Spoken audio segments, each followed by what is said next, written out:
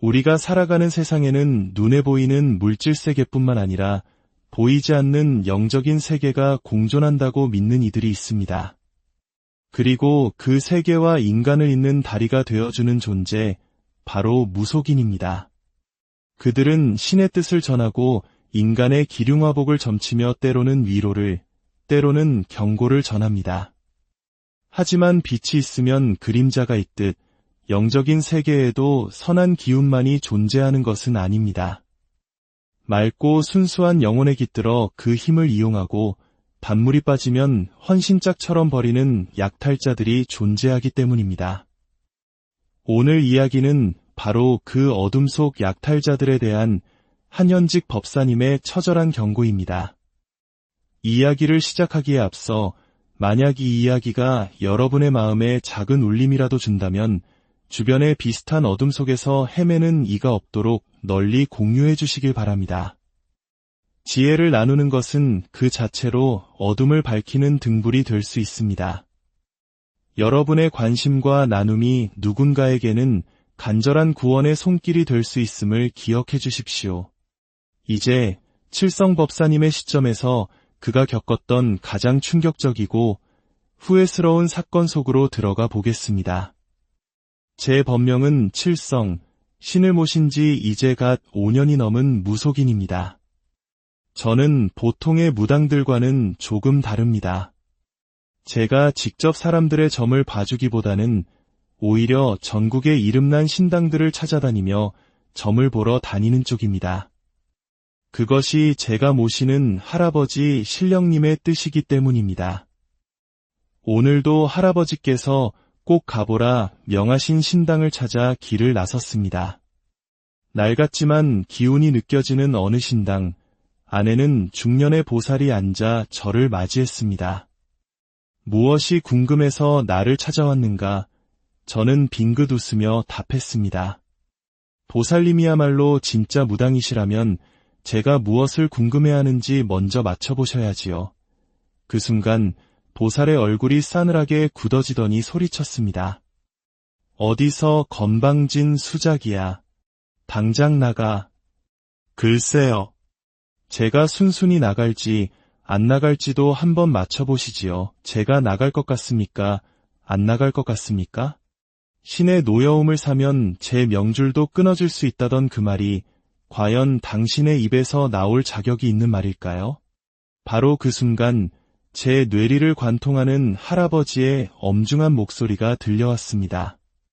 저 자의 고가를 당장 엎어라. 저는 그 목소리에 힘입어 서늘하게 말했습니다. 유망한 것. 신령님을 모시지도 않는 가짜 주제에 감히 신의 이름을 입에 올려? 내가 모시는 것은 신이 아니라 너의 탐욕일 뿐이다. 내 뒤에 계신 할아버지께서 내 오만방자함을 벌하여 당장 금형을 거두어 가겠다 하신다. 그러자 여자는 새파랗게 질려 바닥에 엎드려 싹싹 빌기 시작했습니다. 사실 그녀는 무속인이 아니었습니다. 박수무당이었던 남편이 갑자기 세상을 떠나자 신당을 꾸미는 데 들어간 돈이 아까워 남편 흉내를 내며 손님들을 속여왔다는 것이었습니다. 몇 달만 해서 본전만 찾고 그만두려 했다며 눈물로 호소했습니다. 저는 차갑게 명했습니다. 살고 싶으면 당장 신당에 걸린 고가를 내려 엎어라. 무당에게 고가는 신과의 연결고리이자 자존심입니다. 하얀 종이로 만든 그 고깔 모자는 굿을 할 때 신을 받아들이는 통로가 됩니다. 그것을 스스로 엎는다는 것은 신을 떠나보내고 다시는 신의 목소리를 듣지도 뵙지도 못하는 평범한 인간으로 돌아간다는 의미입니다.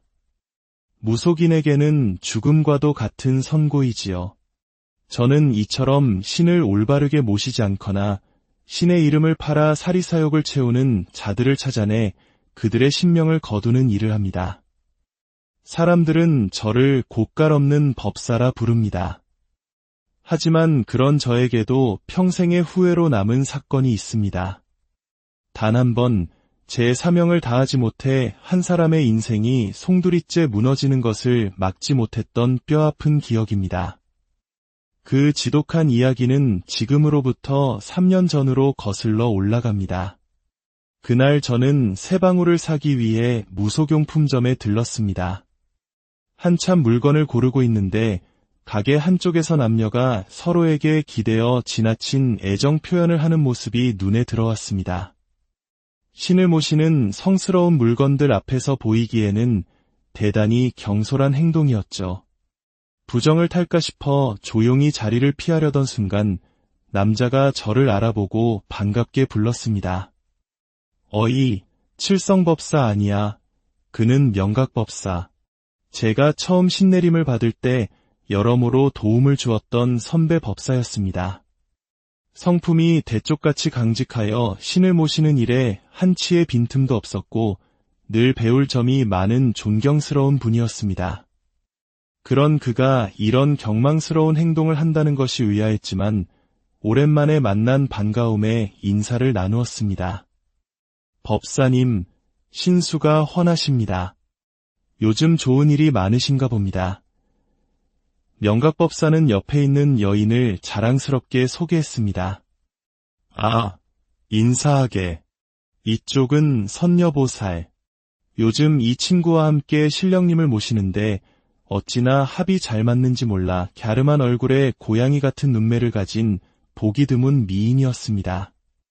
그녀는 명각법사의 팔에 매달려 교태 섞인 목소리로 말했습니다.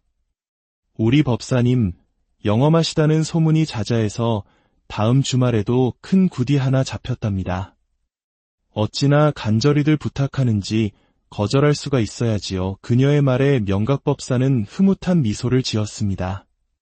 저는 그들의 모습을 보며 왠지 모를 위화감을 느꼈습니다. 그때 명각법사가 악수를 하려는 듯 제게 손을 내밀었습니다. 그런데 그 순간 옆에 있던 선녀보살이 까무러칠 듯 소리를 지르며 그의 손을 매몰차게 쳐냈습니다. 아, 죄송합니다. 제가 잠시 다른 생각에 빠져서 그만 실수를. 선녀보살은 당황하며 변명했지만 그 순간의 날카로운 분위기는 쉽게 가시지 않았습니다. 명각법사는 어색하게 웃으며 다음에 보자는 말을 남기고 그녀와 함께 자리를 떴습니다. 그들이 돌아선 바로 그 순간 또다시 할아버지의 목소리가 들려왔습니다. 당장 저들의 고가를 엎어야 한다. 어서. 더욱 크고 다급한 호통이었습니다. 설마 저 두 사람을 말씀하시는 건가? 뒤를 돌아보니 명각과 선녀는 한 몸처럼 착 달라붙어 멀어지고 있었습니다. 명각법사님인가? 아니면 저 선녀보살인가? 저는 혼란스러운 마음을 안고 그들을 뒤쫓아갔습니다. 법사님, 오랜만에 뵈었는데 이 또한 인연이 아니겠습니까? 주말에 하신다는 그 굿, 제가 구경이라도 가서 좋은 기운 좀 받아도 되겠습니까? 명각법사는 잠시 망설이다 마지못해 굿이 열리는 장소와 시간을 알려주었습니다. 약속한 날, 저는 굿이 열리는 산속으로 향했습니다. 아직 준비가 한창인 어수선한 분위기 속에서 명각을 찾고 있는데 한쪽에서 선녀보살이 주위를 살피며 으슥한 곳으로 향하는 모습이 보였습니다. 고가를 엎으라던 할아버지의 목소리가 떠올라 저는 조심스럽게 그녀의 뒤를 밟았습니다. 그녀는 인적이 드문 곳에서 누군가와 통화를 하고 있었습니다. 그래, 준비는 잘 돼가지? 내가 신호 보내면 바로 작업 시작해. 한 푼도 남기지 말고 싹 다 챙겨. 그 등신 오늘이 제 초상날인 줄도 모르고 신나서 춤추고 있겠지. 제 앞가림도 못하는 게 누굴 모신다고. 그녀는 경멸적인 웃음과 함께 서둘러 전화를 끊고는 품에서 작은 병을 꺼내 그 안에 든 액체를 굳에 사용할 작두와 삼지창에 꼼꼼히 뿌리고는 자리를 떠났습니다. 그녀가 사라진 뒤 저는 조심스럽게 다가가 확인했습니다. 코를 찌르는 역한 냄새. 그것은 귀신을 부르고 신의 기운을 더럽힌다는 썩은 달개 피였습니다. 무언가 끔찍하게 잘못되고 있다는 직감이 들었습니다. 이대로 굿을 시작하면 명각법사에게 큰일이 닥칠 것이다. 저는 급히 명각을 찾아 달려갔지만 이미 굿은 시작되고 말았습니다. 징과 깽과리가 울리고 명각법사는 신을 받아들이기 위한 접신에 들어갔습니다. 보는 사람마저 머리칼이 쭈뼛서는 강렬한 기운. 이윽고 선녀보살이 명각에게 칼을 건넸습니다. 썩은 닭피가 뿌려진 바로 그 작두칼을. 명각은 양손에 칼을 쥐고 춤을 추기 시작했습니다. 처음에는 신명나는 춤사위였지만 시간이 갈수록 점점 격렬하고 위태로워졌습니다. 그의 발이 허공으로 높이 솟았다가 땅에 닿는 순간 저는 보았습니다. 그의 등 뒤에 찰싹 달라붙어 그의 기운을 빨아먹으며 섬뜩하게 웃고 있는 악기의 형상을. 선녀보살은 그 모습을 보며 더욱 신나게 웃어댔고 그 웃음소리에 맞춰 명각의 칼춤은 광기에 휩싸인 듯 거칠어졌습니다. 그러다 문득 선녀보살이 웃음을 뚝 그치자 명각의 춤도 거짓말처럼 멈추었습니다. 그는 멍한 표정으로 제단에 세워진 삼지창을 향해 터벅터벅 걸어가더니 그것을 들어 올려 자신의 목을 그대로 찔렀습니다. 비명과 함께 피를 쏟으며 쓰러진 명각.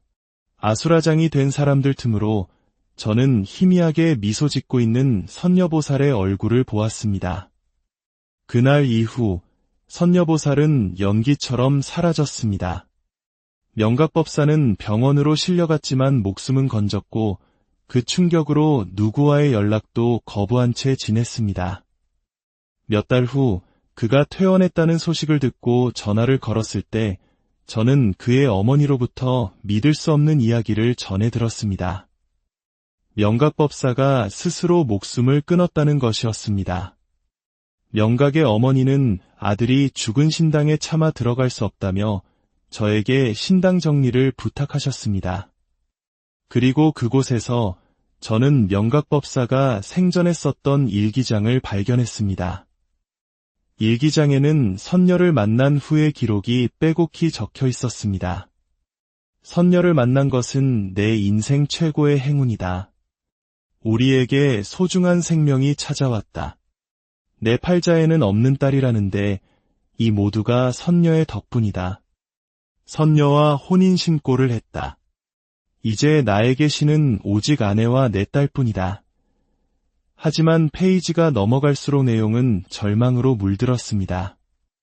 요즘 들어 신령님의 목소리가 들리지 않는다. 나를 떠나시려는 걸까? 선녀가 새로 해준 내림굿도 효험이 없다. 영이 점점 흐려지는 기분이다. 내 딸이 처음부터 없었다고 한다. 초음파 사진도 병원 기록도 전부 가짜였다. 퇴원하고 보니 내 앞으로 되어 있던 모든 재산이 사라졌다. 선녀는 어디로 갔는지 전화를 받지 않는다. 그제야 저는 명각법사가 왜 그런 극단적인 선택을 했는지 깨달았습니다. 사랑과 희망, 신념과 재산, 그리고 삶의 이유까지 모든 것을 잃은 그의 절망이 고스란히 느껴졌습니다. 만약 그때 제가 할아버지의 경고를 더 일찍 알아차리고 그의 고가를 엎었더라면, 그를 막아섰더라면, 지독한 후회가 파도처럼 밀려왔습니다. 그리고 3년이라는 시간이 흐른 오늘, 저는 또다시 무속용품점에서 그 목소리를 들었습니다. 우리 법사님, 영험하시다는 소문이 자자해서 다음 주말에도 큰 굿이 하나 잡혔답니다. 어찌나 간절히들 부탁하는지 거절할 수가 있어야지요. 새로운 남자의 팔에 매달려 교태를 부리는 그 목소리. 선녀, 그녀는 또다시 새로운 먹잇감을 찾은 것입니다. 짝짓기가 끝나면 수컷을 잡아먹는 암사마귀처럼 맑은 영을 가진 무속인에게 접근해 그의 영혼과 삶을 송두리째 파괴하고 새로운 사냥감으로 옮겨가는 존재. 이번에야말로 반드시 그녀의 고가를, 아니 그녀라는 존재 자체를 엎어버려야 합니다. 더 이상의 희생자가 나오는 것을 막아야 합니다. 이것은 저의 사명이자 명각법사에 대한 뒤늦은 속죄입니다. 이 이야기는 단순히 기이한 괴담이 아닙니다. 우리의 믿음과 절박함을 이용하려는 어두운 손길은 언제나 주변을 맴돌고 있다는 경고입니다. 부디 여러분의 영혼이 맑고 깨끗하게 유지되기를, 그리하여 어떠한 어둠도 여러분의 삶을 침범하지 못하기를 진심으로 기원합니다. 항상 마음의 눈을 밝게 뜨고 선과 악을 분별하는 지혜와 우리가 살아가는 세상에는 눈에 보이는 물질 세계뿐만 아니라 보이지 않는 영적인 세계가 공존한다고 믿는 이들이 있습니다. 그리고 그 세계와 인간을 잇는 다리가 되어주는 존재, 바로 무속인입니다. 그들은 신의 뜻을 전하고 인간의 기륭화복을 점치며 때로는 위로를, 때로는 경고를 전합니다. 하지만 빛이 있으면 그림자가 있듯 영적인 세계에도 선한 기운만이 존재하는 것은 아닙니다. 맑고 순수한 영혼에 깃들어 그 힘을 이용하고 단물이 빠지면 헌신짝처럼 버리는 약탈자들이 존재하기 때문입니다. 오늘 이야기는 바로 그 어둠 속 약탈자들에 대한 한현직 법사님의 처절한 경고입니다. 이야기를 시작하기에 앞서 만약 이 이야기가 여러분의 마음에 작은 울림이라도 준다면 주변의 비슷한 어둠 속에서 헤매는 이가 없도록 널리 공유해 주시길 바랍니다. 지혜를 나누는 것은 그 자체로 어둠을 밝히는 등불이 될 수 있습니다. 여러분의 관심과 나눔이 누군가에게는 간절한 구원의 손길이 될 수 있음을 기억해 주십시오. 이제 칠성법사님의 시점에서 그가 겪었던 가장 충격적이고 후회스러운 사건 속으로 들어가 보겠습니다. 제 법명은 칠성, 신을 모신 지 이제 갓 5년이 넘은 무속인입니다. 저는 보통의 무당들과는 조금 다릅니다. 제가 직접 사람들의 점을 봐주기보다는 오히려 전국의 이름난 신당들을 찾아다니며 점을 보러 다니는 쪽입니다. 그것이 제가 모시는 할아버지 신령님의 뜻이기 때문입니다. 오늘도 할아버지께서 꼭 가보라 명하신 신당을 찾아 길을 나섰습니다. 낡았지만 기운이 느껴지는 어느 신당, 안에는 중년의 보살이 앉아 저를 맞이했습니다. 무엇이 궁금해서 나를 찾아왔는가? 저는 빙긋 웃으며 답했습니다. 보살님이야말로 진짜 무당이시라면 제가 무엇을 궁금해하는지 먼저 맞춰보셔야지요. 그 순간 보살의 얼굴이 싸늘하게 굳어지더니 소리쳤습니다. 어디서 건방진 수작이야. 당장 나가. 글쎄요. 제가 순순히 나갈지 안 나갈지도 한번 맞춰보시지요. 제가 나갈 것 같습니까? 안 나갈 것 같습니까? 신의 노여움을 사면 제 명줄도 끊어질 수 있다던 그 말이 과연 당신의 입에서 나올 자격이 있는 말일까요? 바로 그 순간 제 뇌리를 관통하는 할아버지의 엄중한 목소리가 들려왔습니다. 저 자의 고가를 당장 엎어라. 저는 그 목소리에 힘입어 서늘하게 말했습니다. 유망한 것. 신령님을 모시지도 않는 가짜 주제에 감히 신의 이름을 입에 올려? 내가 모시는 것은 신이 아니라 너의 탐욕일 뿐이다. 내 뒤에 계신 할아버지께서 내 오만방자함을 벌하여 당장 금형을 거두어 가겠다 하신다. 그러자 여자는 새파랗게 질려 바닥에 엎드려 싹싹 빌기 시작했습니다. 사실 그녀는 무속인이 아니었습니다. 박수무당이었던 남편이 갑자기 세상을 떠나자 신당을 꾸미는 데 들어간 돈이 아까워 남편 흉내를 내며 손님들을 속여왔다는 것이었습니다. 몇 달만 해서 본전만 찾고 그만두려 했다며 눈물로 호소했습니다. 저는 차갑게 명했습니다. 살고 싶으면 당장 신당에 걸린 고가를 내려 엎어라. 무당에게 고가는 신과의 연결고리이자 자존심입니다. 하얀 종이로 만든 그 고깔 모자는 굿을 때 신을 받아들이는 통로가 됩니다. 그것을 스스로 엎는다는 것은 신을 떠나보내고 다시는 신의 목소리를 듣지도 뵙지도 못하는 평범한 인간으로 돌아간다는 의미입니다. 무속인에게는 죽음과도 같은 선고이지요. 저는 이처럼 신을 올바르게 모시지 않거나 신의 이름을 팔아 사리사욕을 채우는 자들을 찾아내 그들의 신명을 거두는 일을 합니다. 사람들은 저를 곶갈 없는 법사라 부릅니다. 하지만 그런 저에게도 평생의 후회로 남은 사건이 있습니다. 단 한 번 제 사명을 다하지 못해 한 사람의 인생이 송두리째 무너지는 것을 막지 못했던 뼈아픈 기억입니다. 그 지독한 이야기는 지금으로부터 3년 전으로 거슬러 올라갑니다. 그날 저는 새방울을 사기 위해 무속용품점에 들렀습니다. 한참 물건을 고르고 있는데 가게 한쪽에서 남녀가 서로에게 기대어 지나친 애정 표현을 하는 모습이 눈에 들어왔습니다. 신을 모시는 성스러운 물건들 앞에서 보이기에는 대단히 경솔한 행동이었죠. 부정을 탈까 싶어 조용히 자리를 피하려던 순간 남자가 저를 알아보고 반갑게 불렀습니다. 어이, 칠성법사 아니야. 그는 명각법사. 제가 처음 신내림을 받을 때 여러모로 도움을 주었던 선배 법사였습니다. 성품이 대쪽같이 강직하여 신을 모시는 일에 한치의 빈틈도 없었고 늘 배울 점이 많은 존경스러운 분이었습니다. 그런 그가 이런 경망스러운 행동을 한다는 것이 의아했지만 오랜만에 만난 반가움에 인사를 나누었습니다. 법사님, 신수가 훤하십니다. 요즘 좋은 일이 많으신가 봅니다. 명각법사는 옆에 있는 여인을 자랑스럽게 소개했습니다. 아, 인사하게. 이쪽은 선녀보살. 요즘 이 친구와 함께 신령님을 모시는데 어찌나 합이 잘 맞는지 몰라 갸름한 얼굴에 고양이 같은 눈매를 가진 보기 드문 미인이었습니다. 그녀는 명각법사의 팔에 매달려 교태 섞인 목소리로 말했습니다. 우리 법사님, 영험하시다는 소문이 자자해서 다음 주말에도 큰 굿이 하나 잡혔답니다. 어찌나 간절히들 부탁하는지 거절할 수가 있어야지요. 그녀의 말에 명각법사는 흐뭇한 미소를 지었습니다. 저는 그들의 모습을 보며 왠지 모를 위화감을 느꼈습니다.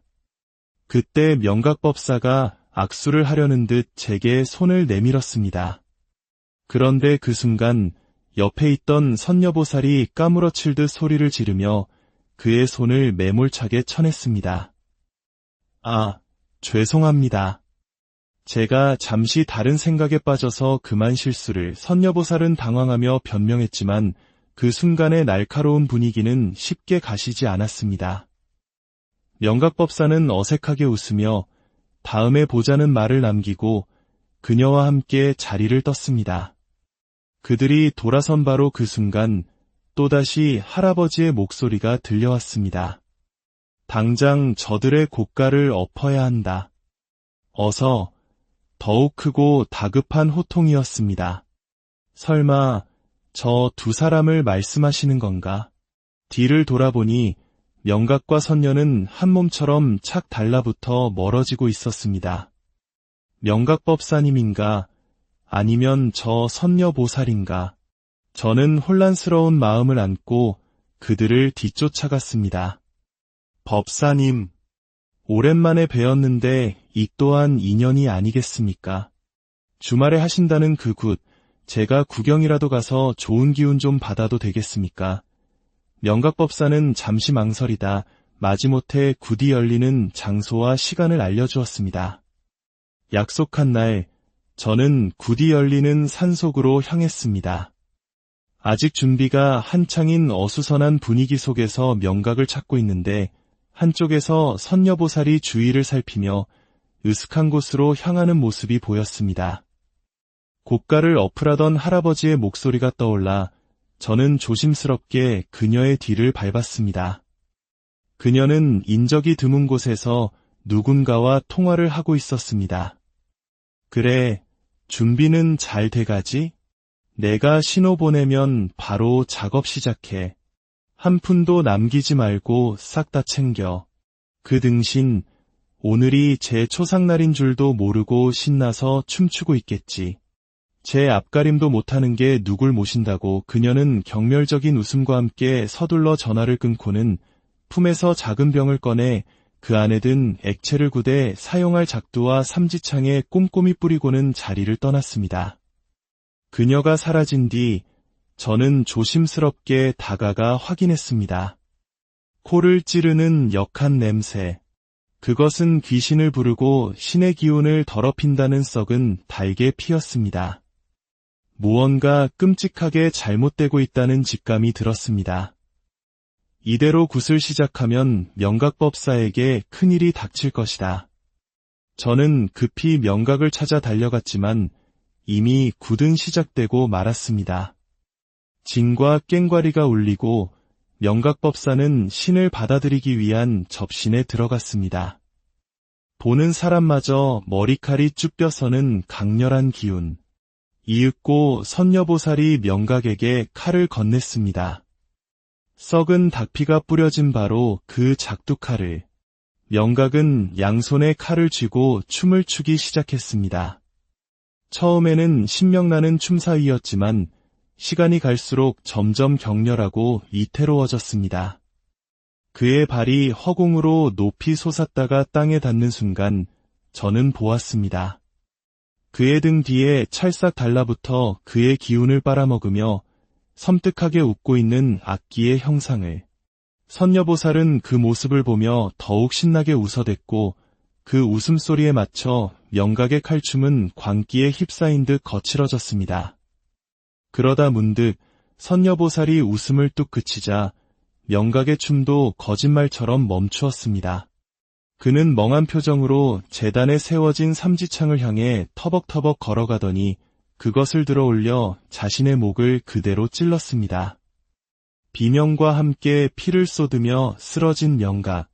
아수라장이 된 사람들 틈으로 저는 희미하게 미소 짓고 있는 선녀보살의 얼굴을 보았습니다. 그날 이후 선녀보살은 연기처럼 사라졌습니다. 명각법사는 병원으로 실려갔지만 목숨은 건졌고 그 충격으로 누구와의 연락도 거부한 채 지냈습니다. 몇 달 후 그가 퇴원했다는 소식을 듣고 전화를 걸었을 때 저는 그의 어머니로부터 믿을 수 없는 이야기를 전해 들었습니다. 명각법사가 스스로 목숨을 끊었다는 것이었습니다. 명각의 어머니는 아들이 죽은 신당에 차마 들어갈 수 없다며 저에게 신당 정리를 부탁하셨습니다. 그리고 그곳에서 저는 명각법사가 생전에 썼던 일기장을 발견했습니다. 일기장에는 선녀를 만난 후의 기록이 빼곡히 적혀 있었습니다. 선녀를 만난 것은 내 인생 최고의 행운이다. 우리에게 소중한 생명이 찾아왔다. 내 팔자에는 없는 딸이라는데 이 모두가 선녀의 덕분이다. 선녀와 혼인신고를 했다. 이제 나에게 신은 오직 아내와 내 딸뿐이다. 하지만 페이지가 넘어갈수록 내용은 절망으로 물들었습니다. 요즘 들어 신령님의 목소리가 들리지 않는다. 나를 떠나시려는 걸까? 선녀가 새로 해준 내림굿도 효험이 없다. 영이 점점 흐려지는 기분이다. 내 딸이 처음부터 없었다고 한다. 초음파 사진도 병원 기록도 전부 가짜였다. 퇴원하고 보니 내 앞으로 되어 있던 모든 재산이 사라졌다. 선녀는 어디로 갔는지 전화를 받지 않는다. 그제야 저는 명각법사가 왜 그런 극단적인 선택을 했는지 깨달았습니다. 사랑과 희망, 신념과 재산, 그리고 삶의 이유까지 모든 것을 잃은 그의 절망이 고스란히 느껴졌습니다. 만약 그때 제가 할아버지의 경고를 더 일찍 알아차리고 그의 고가를 엎었더라면, 그를 막아섰더라면, 지독한 후회가 파도처럼 밀려왔습니다. 그리고 3년이라는 시간이 흐른 오늘, 저는 또다시 무속용품점에서 그 목소리를 들었습니다. 우리 법사님, 영험하시다는 소문이 자자해서 다음 주말에도 큰 굿이 하나 잡혔답니다. 어찌나 간절히들 부탁하는지 거절할 수가 있어야지요. 새로운 남자의 팔에 매달려 교태를 부리는 그 목소리. 선녀, 그녀는 또다시 새로운 먹잇감을 찾은 것입니다. 짝짓기가 끝나면 수컷을 잡아먹는 암사마귀처럼 맑은 영을 가진 무속인에게 접근해 그의 영혼과 삶을 송두리째 파괴하고 새로운 사냥감으로 옮겨가는 존재. 이번에야말로 반드시 그녀의 고가를, 아니 그녀라는 존재 자체를 엎어버려야 합니다. 더 이상의 희생자가 나오는 것을 막아야 합니다. 이것은 저의 사명이자 명각법사에 대한 뒤늦은 속죄입니다. 이 이야기는 단순히 기이한 괴담이 아닙니다. 우리의 믿음과 절박함을 이용하려는 어두운 손길은 언제나 주변을 맴돌고 있다는 경고입니다.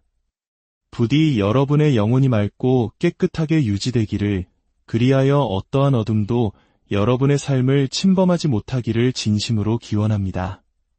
항상 마음의 눈을 밝게 뜨고 선과 악을 분별하는 지혜와 우리가 살아가는 세상에는 눈에 보이는 물질 세계뿐만 아니라 보이지 않는 영적인 세계가 공존한다고 믿는 이들이 있습니다.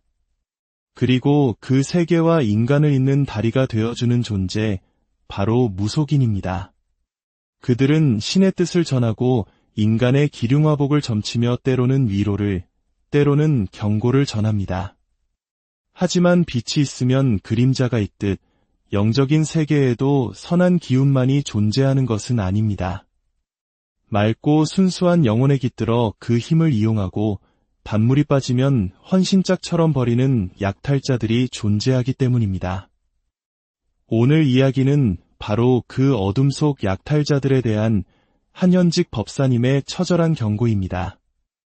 이야기를 시작하기에 앞서 만약 이 이야기가 여러분의 마음에 작은 울림이라도 준다면 주변의 비슷한 어둠 속에서 헤매는 이가 없도록 널리 공유해 주시길 바랍니다. 지혜를 나누는 것은 그 자체로 어둠을 밝히는 등불이 될 수 있습니다. 여러분의 관심과 나눔이 누군가에게는 간절한 구원의 손길이 될 수 있음을 기억해 주십시오. 이제 칠성법사님의 시점에서 그가 겪었던 가장 충격적이고 후회스러운 사건 속으로 들어가 보겠습니다. 제 법명은 칠성, 신을 모신 지 이제 갓 5년이 넘은 무속인입니다. 저는 보통의 무당들과는 조금 다릅니다. 제가 직접 사람들의 점을 봐주기보다는 오히려 전국의 이름난 신당들을 찾아다니며 점을 보러 다니는 쪽입니다. 그것이 제가 모시는 할아버지 신령님의 뜻이기 때문입니다. 오늘도 할아버지께서 꼭 가보라 명하신 신당을 찾아 길을 나섰습니다. 낡았지만 기운이 느껴지는 어느 신당, 안에는 중년의 보살이 앉아 저를 맞이했습니다. 무엇이 궁금해서 나를 찾아왔는가? 저는 빙긋 웃으며 답했습니다. 보살님이야말로 진짜 무당이시라면 제가 무엇을 궁금해하는지 먼저 맞춰보셔야지요. 그 순간 보살의 얼굴이 싸늘하게 굳어지더니 소리쳤습니다. 어디서 건방진 수작이야. 당장 나가. 글쎄요. 제가 순순히 나갈지 안 나갈지도 한번 맞춰보시지요. 제가 나갈 것 같습니까? 안 나갈 것 같습니까? 신의 노여움을 사면 제 명줄도 끊어질 수 있다던 그 말이 과연 당신의 입에서 나올 자격이 있는 말일까요? 바로 그 순간 제 뇌리를 관통하는 할아버지의 엄중한 목소리가 들려왔습니다. 저 자의 고가를 당장 엎어라. 저는 그 목소리에 힘입어 서늘하게 말했습니다. 유망한 것. 신령님을 모시지도 않는 가짜 주제에 감히 신의 이름을 입에 올려? 내가 모시는 것은 신이 아니라 너의 탐욕일 뿐이다. 내 뒤에 계신 할아버지께서 내 오만방자함을 벌하여 당장 금형을 거두어 가겠다 하신다. 그러자 여자는 새파랗게 질려 바닥에 엎드려 싹싹 빌기 시작했습니다. 사실 그녀는 무속인이 아니었습니다. 박수무당이었던 남편이 갑자기 세상을 떠나자 신당을 꾸미는 데 들어간 돈이 아까워 남편 흉내를 내며 손님들을 속여왔다는 것이었습니다. 몇 달만 해서 본전만 찾고 그만두려 했다며 눈물로 호소했습니다. 저는 차갑게 명했습니다. 살고 싶으면 당장 신당에 걸린 고가를 내려 엎어라. 무당에게 고가는 신과의 연결고리이자 자존심입니다. 하얀 종이로 만든 그 고깔 모자는 굿을 할 때 신을 받아들이는 통로가 됩니다. 그것을 스스로 없는다는 것은 신을 떠나보내고 다시는 신의 목소리를 듣지도 뵙지도 못하는 평범한 인간으로 돌아간다는 의미입니다. 무속인에게는 죽음과도 같은 선고이지요. 저는 이처럼 신을 올바르게 모시지 않거나 신의 이름을 팔아 사리사욕을 채우는 자들을 찾아내 그들의 신명을 거두는 일을 합니다. 사람들은 저를 고깔 없는 법사라 부릅니다. 하지만 그런 저에게도 평생의 후회로 남은 사건이 있습니다. 단 한 번 제 사명을 다하지 못해 한 사람의 인생이 송두리째 무너지는 것을 막지 못했던 뼈아픈 기억입니다. 그 지독한 이야기는 지금으로부터 3년 전으로 거슬러 올라갑니다. 그날 저는 쇠방울을 사기 위해 무속용품점에 들렀습니다. 한참 물건을 고르고 있는데 가게 한쪽에서 남녀가 서로에게 기대어 지나친 애정 표현을 하는 모습이 눈에 들어왔습니다. 신을 모시는 성스러운 물건들 앞에서 보이기에는 대단히 경솔한 행동이었죠. 부정을 탈까 싶어 조용히 자리를 피하려던 순간 남자가 저를 알아보고 반갑게 불렀습니다. 어이, 칠성법사 아니야. 그는 명각법사. 제가 처음 신내림을 받을 때 여러모로 도움을 주었던 선배 법사였습니다. 성품이 대쪽같이 강직하여 신을 모시는 일에 한치의 빈틈도 없었고 늘 배울 점이 많은 존경스러운 분이었습니다. 그런 그가 이런 경망스러운 행동을 한다는 것이 의아했지만 오랜만에 만난 반가움에 인사를 나누었습니다. 법사님, 신수가 훤하십니다. 요즘 좋은 일이 많으신가 봅니다. 명각법사는 옆에 있는 여인을 자랑스럽게 소개했습니다. 아, 인사하게. 이쪽은 선녀보살. 요즘 이 친구와 함께 신령님을 모시는데 어찌나 합이 잘 맞는지 몰라 갸름한 얼굴에 고양이 같은 눈매를 가진 보기 드문 미인이었습니다. 그녀는 명각법사의 팔에 매달려 교태 섞인 목소리로 말했습니다. 우리 법사님, 영험하시다는 소문이 자자해서 다음 주말에도 큰 굿이 하나 잡혔답니다. 어찌나 간절히들 부탁하는지 거절할 수가 있어야지요. 그녀의 말에 명각법사는 흐뭇한 미소를 지었습니다. 저는 그들의 모습을 보며 왠지 모를 위화감을 느꼈습니다. 그때 명각법사가 악수를 하려는 듯 제게 손을 내밀었습니다. 그런데 그 순간 옆에 있던 선녀보살이 까무러칠 듯 소리를 지르며 그의 손을 매몰차게 쳐냈습니다. 아, 죄송합니다. 제가 잠시 다른 생각에 빠져서 그만 실수를. 선녀보살은 당황하며 변명했지만 그 순간의 날카로운 분위기는 쉽게 가시지 않았습니다. 명각법사는 어색하게 웃으며 다음에 보자는 말을 남기고 그녀와 함께 자리를 떴습니다. 그들이 돌아선 바로 그 순간 또다시 할아버지의 목소리가 들려왔습니다. 당장 저들의 고가를 엎어야 한다. 어서. 더욱 크고 다급한 호통이었습니다. 설마 저 두 사람을 말씀하시는 건가? 뒤를 돌아보니 명각과 선녀는 한 몸처럼 착 달라붙어 멀어지고 있었습니다. 명각법사님인가? 아니면 저 선녀보살인가? 저는 혼란스러운 마음을 안고 그들을 뒤쫓아갔습니다. 법사님, 오랜만에 뵈었는데 이 또한 인연이 아니겠습니까? 주말에 하신다는 그 굿, 제가 구경이라도 가서 좋은 기운 좀 받아도 되겠습니까? 명각법사는 잠시 망설이다 마지못해 굿이 열리는 장소와 시간을 알려주었습니다. 약속한 날, 저는 굿이 열리는 산속으로 향했습니다. 아직 준비가 한창인 어수선한 분위기 속에서 명각을 찾고 있는데 한쪽에서 선녀보살이 주위를 살피며 으슥한 곳으로 향하는 모습이 보였습니다.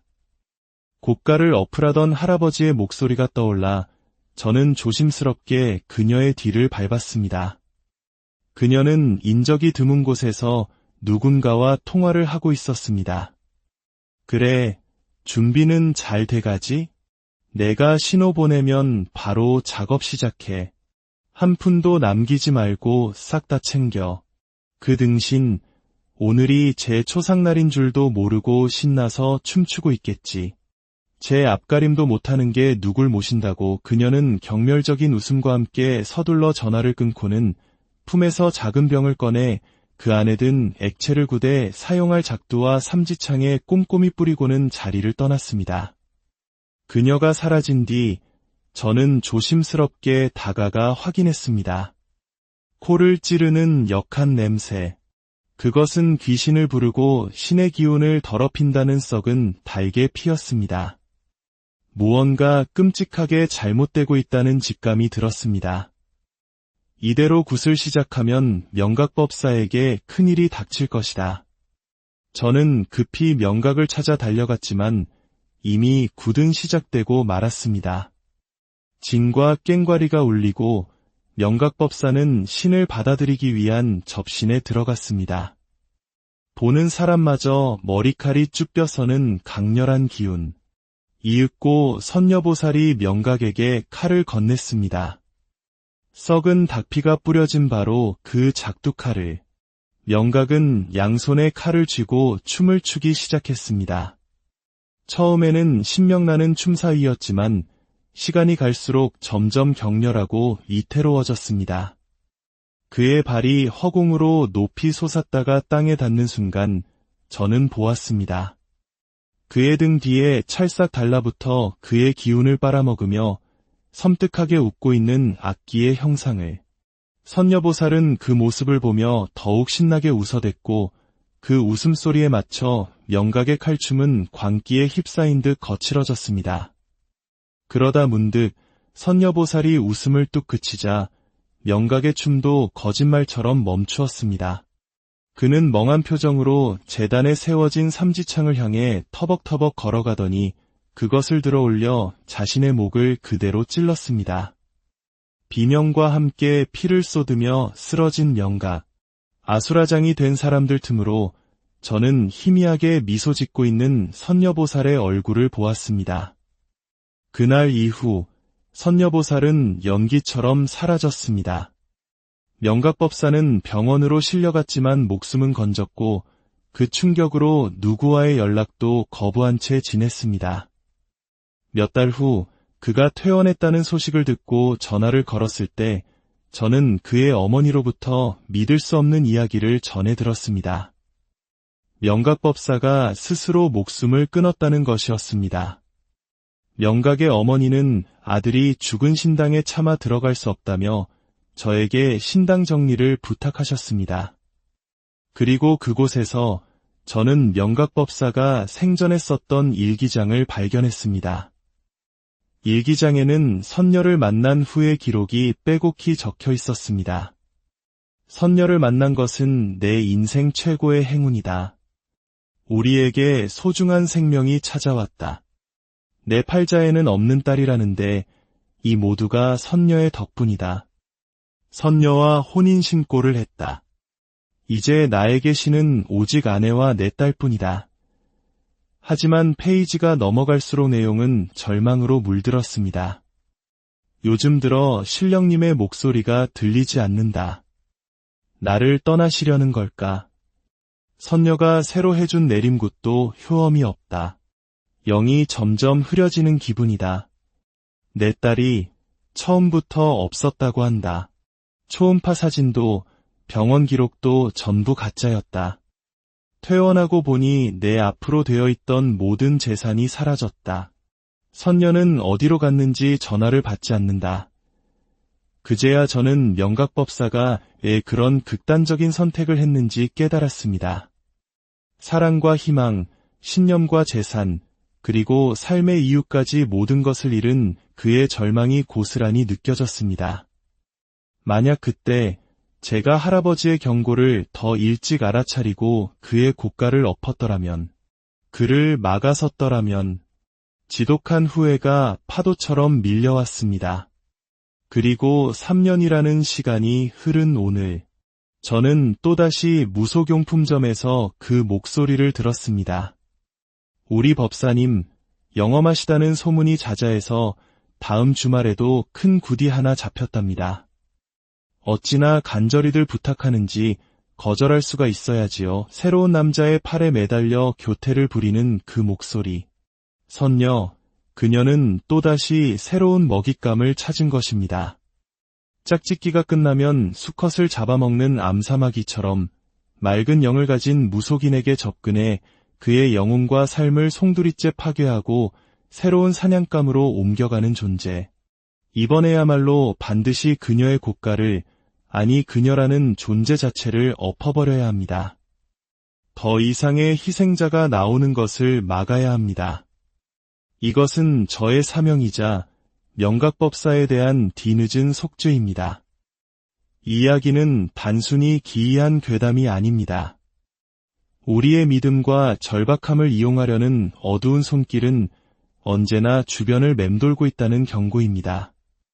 부디 여러분의 영혼이 맑고 깨끗하게 유지되기를, 그리하여 어떠한 어둠도 여러분의 삶을 침범하지 못하기를 진심으로 기원합니다. 항상 마음의 눈을 밝게 뜨고 선과 악을 분별하는 지혜와 우리가 살아가는 세상에는 눈에 보이는 물질 세계뿐만 아니라 보이지 않는 영적인 세계가 공존한다고 믿는 이들이 있습니다. 그리고 그 세계와 인간을 잇는 다리가 되어주는 존재, 바로 무속인입니다. 그들은 신의 뜻을 전하고 인간의 기륭화복을 점치며 때로는 위로를, 때로는 경고를 전합니다. 하지만 빛이 있으면 그림자가 있듯 영적인 세계에도 선한 기운만이 존재하는 것은 아닙니다. 맑고 순수한 영혼에 깃들어 그 힘을 이용하고 단물이 빠지면 헌신짝처럼 버리는 약탈자들이 존재하기 때문입니다. 오늘 이야기는 바로 그 어둠 속 약탈자들에 대한 한현직 법사님의 처절한 경고입니다. 이야기를 시작하기에 앞서 만약 이 이야기가 여러분의 마음에 작은 울림이라도 준다면 주변의 비슷한 어둠 속에서 헤매는 이가 없도록 널리 공유해 주시길 바랍니다. 지혜를 나누는 것은 그 자체로 어둠을 밝히는 등불이 될 수 있습니다. 여러분의 관심과 나눔이 누군가에게는 간절한 구원의 손길이 될 수 있음을 기억해 주십시오. 이제 칠성법사님의 시점에서 그가 겪었던 가장 충격적이고 후회스러운 사건 속으로 들어가 보겠습니다. 제 법명은 칠성, 신을 모신 지 이제 갓 5년이 넘은 무속인입니다. 저는 보통의 무당들과는 조금 다릅니다. 제가 직접 사람들의 점을 봐주기보다는 오히려 전국의 이름난 신당들을 찾아다니며 점을 보러 다니는 쪽입니다. 그것이 제가 모시는 할아버지 신령님의 뜻이기 때문입니다. 오늘도 할아버지께서 꼭 가보라 명하신 신당을 찾아 길을 나섰습니다. 낡았지만 기운이 느껴지는 어느 신당, 안에는 중년의 보살이 앉아 저를 맞이했습니다. 무엇이 궁금해서 나를 찾아왔는가? 저는 빙긋 웃으며 답했습니다. 보살님이야말로 진짜 무당이시라면 제가 무엇을 궁금해하는지 먼저 맞춰보셔야지요. 그 순간 보살의 얼굴이 싸늘하게 굳어지더니 소리쳤습니다. 어디서 건방진 수작이야. 당장 나가. 글쎄요. 제가 순순히 나갈지 안 나갈지도 한번 맞춰보시지요. 제가 나갈 것 같습니까? 안 나갈 것 같습니까? 신의 노여움을 사면 제 명줄도 끊어질 수 있다던 그 말이 과연 당신의 입에서 나올 자격이 있는 말일까요? 바로 그 순간 제 뇌리를 관통하는 할아버지의 엄중한 목소리가 들려왔습니다. 저 자의 고가를 당장 엎어라. 저는 그 목소리에 힘입어 서늘하게 말했습니다. 유망한 것. 신령님을 모시지도 않는 가짜 주제에 감히 신의 이름을 입에 올려? 내가 모시는 것은 신이 아니라 너의 탐욕일 뿐이다. 내 뒤에 계신 할아버지께서 내 오만방자함을 벌하여 당장 금형을 거두어 가겠다 하신다. 그러자 여자는 새파랗게 질려 바닥에 엎드려 싹싹 빌기 시작했습니다. 사실 그녀는 무속인이 아니었습니다. 박수무당이었던 남편이 갑자기 세상을 떠나자 신당을 꾸미는데 들어간 돈이 아까와 남편 흉내를 내며 손님들을 속여왔다는 것이었습니다. 몇 달만 해서 본전만 찾고 그만두려 했다며 눈물로 호소했습니다. 저는 차갑게 명했습니다. 살고 싶으면 당장 신당에 걸린 고가를 내려 엎어라. 무당에게 고가는 신과의 연결고리이자 자존심입니다. 하얀 종이로 만든 그 고깔 모자는 굿을 할 때 신을 받아들이는 통로가 됩니다. 그것을 스스로 엎는다는 것은 신을 떠나보내고 다시는 신의 목소리를 듣지도 뵙지도 못하는 평범한 인간으로 돌아간다는 의미입니다. 무속인에게는 죽음과도 같은 선고이지요. 저는 이처럼 신을 올바르게 모시지 않거나 신의 이름을 팔아 사리사욕을 채우는 자들을 찾아내 그들의 신명을 거두는 일을 합니다. 사람들은 저를 고깔 없는 법사라 부릅니다. 하지만 그런 저에게도 평생의 후회로 남은 사건이 있습니다. 단 한 번 제 사명을 다하지 못해 한 사람의 인생이 송두리째 무너지는 것을 막지 못했던 뼈아픈 기억입니다. 그 지독한 이야기는 지금으로부터 3년 전으로 거슬러 올라갑니다. 그날 저는 새 방울을 사기 위해 무속용품점에 들렀습니다. 한참 물건을 고르고 있는데 가게 한쪽에서 남녀가 서로에게 기대어 지나친 애정 표현을 하는 모습이 눈에 들어왔습니다. 신을 모시는 성스러운 물건들 앞에서 보이기에는 대단히 경솔한 행동이었죠. 부정을 탈까 싶어 조용히 자리를 피하려던 순간 남자가 저를 알아보고 반갑게 불렀습니다. 어이, 칠성법사 아니야. 그는 명각법사. 제가 처음 신내림을 받을 때 여러모로 도움을 주었던 선배 법사였습니다. 성품이 대쪽같이 강직하여 신을 모시는 일에 한치의 빈틈도 없었고 늘 배울 점이 많은 존경스러운 분이었습니다. 그런 그가 이런 경망스러운 행동을 한다는 것이 의아했지만 오랜만에 만난 반가움에 인사를 나누었습니다. 법사님, 신수가 훤하십니다. 요즘 좋은 일이 많으신가 봅니다. 명각법사는 옆에 있는 여인을 자랑스럽게 소개했습니다. 아, 인사하게. 이쪽은 선녀보살. 요즘 이 친구와 함께 신령님을 모시는데 어찌나 합이 잘 맞는지 몰라 갸름한 얼굴에 고양이 같은 눈매를 가진 보기 드문 미인이었습니다. 그녀는 명각법사의 팔에 매달려 교태 섞인 목소리로 말했습니다. 우리 법사님, 영험하시다는 소문이 자자해서 다음 주말에도 큰 굿이 하나 잡혔답니다. 어찌나 간절히들 부탁하는지 거절할 수가 있어야지요. 그녀의 말에 명각법사는 흐뭇한 미소를 지었습니다. 저는 그들의 모습을 보며 왠지 모를 위화감을 느꼈습니다. 그때 명각법사가 악수를 하려는 듯 제게 손을 내밀었습니다. 그런데 그 순간 옆에 있던 선녀보살이 까무러칠 듯 소리를 지르며 그의 손을 매몰차게 쳐냈습니다. 아, 죄송합니다. 제가 잠시 다른 생각에 빠져서 그만 실수를. 선녀보살은 당황하며 변명했지만 그 순간의 날카로운 분위기는 쉽게 가시지 않았습니다. 명각법사는 어색하게 웃으며 다음에 보자는 말을 남기고 그녀와 함께 자리를 떴습니다. 그들이 돌아선 바로 그 순간 또다시 할아버지의 목소리가 들려왔습니다. 당장 저들의 고가를 엎어야 한다. 어서. 더욱 크고 다급한 호통이었습니다. 설마 저 두 사람을 말씀하시는 건가? 뒤를 돌아보니 명각과 선녀는 한 몸처럼 착 달라붙어 멀어지고 있었습니다. 명각법사님인가? 아니면 저 선녀보살인가? 저는 혼란스러운 마음을 안고 그들을 뒤쫓아갔습니다. 법사님, 오랜만에 뵈었는데 이 또한 인연이 아니겠습니까? 주말에 하신다는 그 굿, 제가 구경이라도 가서 좋은 기운 좀 받아도 되겠습니까? 명각법사는 잠시 망설이다 마지못해 굿이 열리는 장소와 시간을 알려주었습니다.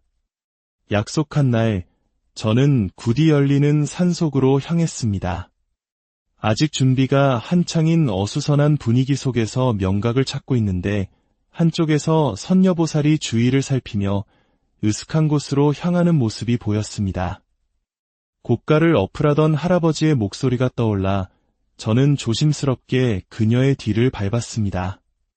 그녀는 인적이 드문 곳에서 누군가와 통화를 하고 있었습니다. 그래, 준비는 잘 돼가지? 내가 신호 보내면 바로 작업 시작해. 한 푼도 남기지 말고 싹 다 챙겨. 그 등신 오늘이 제 초상날인 줄도 모르고 신나서 춤추고 있겠지. 제 앞가림도 못하는 게 누굴 모신다고. 그녀는 경멸적인 웃음과 함께 서둘러 전화를 끊고는 품에서 작은 병을 꺼내 그 안에 든 액체를 구대 사용할 작두와 삼지창에 꼼꼼히 뿌리고는 자리를 떠났습니다. 그녀가 사라진 뒤 저는 조심스럽게 다가가 확인했습니다. 코를 찌르는 역한 냄새. 그것은 귀신을 부르고 신의 기운을 더럽힌다는 썩은 달개 피였습니다. 무언가 끔찍하게 잘못되고 있다는 직감이 들었습니다. 이대로 굿을 시작하면 명각법사에게 큰일이 닥칠 것이다. 저는 급히 명각을 찾아 달려갔지만 이미 굿은 시작되고 말았습니다. 진과 꽹과리가 울리고 명각법사는 신을 받아들이기 위한 접신에 들어갔습니다. 보는 사람마저 머리칼이 쭈뼛서는 강렬한 기운. 이윽고 선녀보살이 명각에게 칼을 건넸습니다. 썩은 닭피가 뿌려진 바로 그 작두칼을. 명각은 양손에 칼을 쥐고 춤을 추기 시작했습니다. 처음에는 신명나는 춤사위였지만 시간이 갈수록 점점 격렬하고 이태로워졌습니다. 그의 발이 허공으로 높이 솟았다가 땅에 닿는 순간 저는 보았습니다. 그의 등 뒤에 찰싹 달라붙어 그의 기운을 빨아먹으며 섬뜩하게 웃고 있는 악기의 형상을. 선녀보살은 그 모습을 보며 더욱 신나게 웃어댔고 그 웃음소리에 맞춰 명각의 칼춤은 광기에 휩싸인 듯 거칠어졌습니다. 그러다 문득 선녀보살이 웃음을 뚝 그치자 명각의 춤도 거짓말처럼 멈추었습니다. 그는 멍한 표정으로 제단에 세워진 삼지창을 향해 터벅터벅 걸어가더니 그것을 들어 올려 자신의 목을 그대로 찔렀습니다. 비명과 함께 피를 쏟으며 쓰러진 명각. 아수라장이 된 사람들 틈으로 저는 희미하게 미소 짓고 있는 선녀보살의 얼굴을 보았습니다. 그날 이후 선녀보살은 연기처럼 사라졌습니다. 명각법사는 병원으로 실려갔지만 목숨은 건졌고 그 충격으로 누구와의 연락도 거부한 채 지냈습니다. 몇 달 후 그가 퇴원했다는 소식을 듣고 전화를 걸었을 때 저는 그의 어머니로부터 믿을 수 없는 이야기를 전해 들었습니다. 명각법사가 스스로 목숨을 끊었다는 것이었습니다.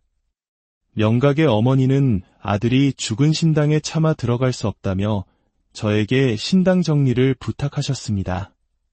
그리고 그곳에서 저는 명각법사가 생전에 썼던 일기장을 발견했습니다. 일기장에는 선녀를 만난 후의 기록이 빼곡히 적혀 있었습니다. 선녀를 만난 것은 내 인생 최고의 행운이다. 우리에게 소중한 생명이 찾아왔다. 내 팔자에는 없는 딸이라는데 이 모두가 선녀의 덕분이다. 선녀와 혼인신고를 했다. 이제 나에게 신은 오직 아내와 내 딸뿐이다. 하지만 페이지가 넘어갈수록 내용은 절망으로 물들었습니다. 요즘 들어 신령님의 목소리가 들리지 않는다. 나를 떠나시려는 걸까? 선녀가 새로 해준 내림굿도 효험이 없다. 영이 점점 흐려지는 기분이다. 내 딸이 처음부터 없었다고 한다. 초음파 사진도 병원 기록도 전부 가짜였다. 퇴원하고 보니 내 앞으로 되어 있던 모든 재산이 사라졌다. 선녀는 어디로 갔는지 전화를 받지 않는다. 그제야 저는 명각법사가 왜 그런 극단적인 선택을 했는지 깨달았습니다. 사랑과 희망, 신념과 재산, 그리고 삶의 이유까지 모든 것을 잃은 그의 절망이 고스란히 느껴졌습니다. 만약 그때 제가 할아버지의 경고를 더 일찍 알아차리고 그의 고가를 엎었더라면, 그를 막아섰더라면